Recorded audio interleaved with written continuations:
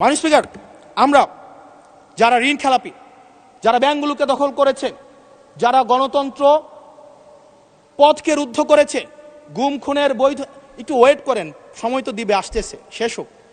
যারা গুম খুনের, আমি আপনাকেই বলছি মিস্টার হাসান, এইদিকে ইয়েস ইয়েস মাননীয় স্পিকার, আমি অ্যাড্রেসিং ইউ মাননীয় স্পিকার। যারা গুম খুনের বৈধতা উৎপাদন করেছে তাদের বিরুদ্ধে আমরা অন্তত বিএনপি থেকে স্ট্রিক্ট আমরা অ্যাকশন দেখতে চাই মাননীয় স্পিকার।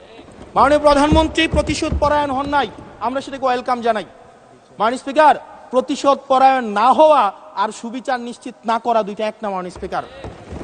আমরা ওয়েলকাম করি উনি প্রতিশোধ পরায়ণ হন নাই, ব্যক্তিগত রাগ ক্ষোভের ঊর্ধ্বে উনি উঠতে পেরেছেন, কিন্তু আমরা এটা ওনার কাছ থেকে শুনতে চাই, উনার দলের কাছ থেকে শুনতে চাই গুম খুনের হত্যার উনি সুবিচার নিশ্চিত করবেন, উনি আইনের শাসন নিশ্চিত করবেন, এবং এতদিন ধরে যারা মিডিয়াকে, যারা নিয়ন্ত্রিত মিডিয়ার মাধ্যমে এই ফেসিবাদের পক্ষে যারা বয়ান উৎপাদন করেছেন তাদের বিরুদ্ধে উনি সুবিচার নিশ্চিত করবেন মাননীয় স্পিকার।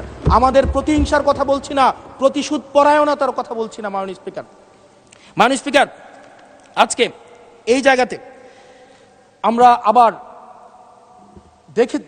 দেখতে পাচ্ছি যেটা আমাদেরকে শঙ্কার মধ্যে ফেলে, রাজনৈতিক প্রতিহিংসার রাজনীতি আবার শুরু হচ্ছে মাননীয় স্পিকার।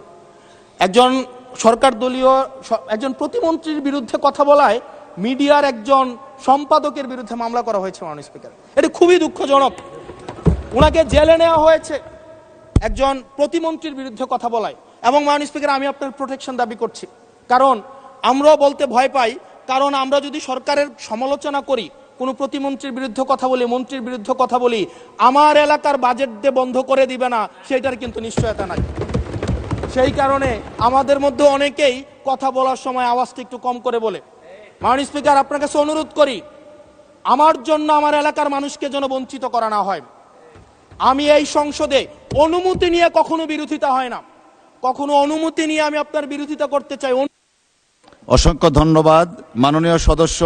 আর দেয়া যাচ্ছে না, আপনাকে সর্বোচ্চ দেয়া হয়েছে, পরের বার প্লিজ টেক ইউর সিট।